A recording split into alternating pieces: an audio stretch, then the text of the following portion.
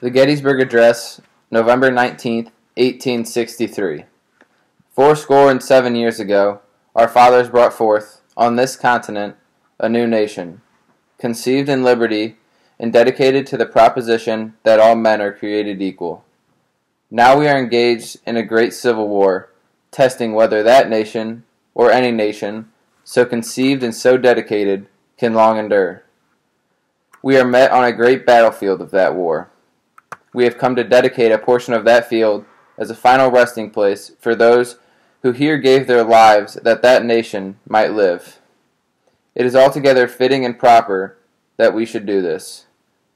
But in a larger sense, we cannot dedicate, we cannot consecrate, we cannot hallow this ground. The brave men, living and dead, who struggled here have consecrated it, far above our poor power to add or detract. The world will little note nor long remember what we say here, but it can never forget what they did here.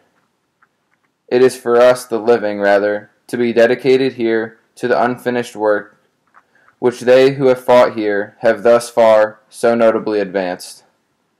It is rather for us to be here dedicated to the great task remaining before us, that from these honored dead we take increased devotion to that cause for which they here have gave the last full measure of devotion.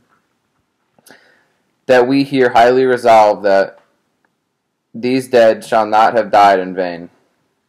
That this nation, under God, shall have a new birth of freedom. That the government of the people, by the people, for the people, shall not perish from this earth.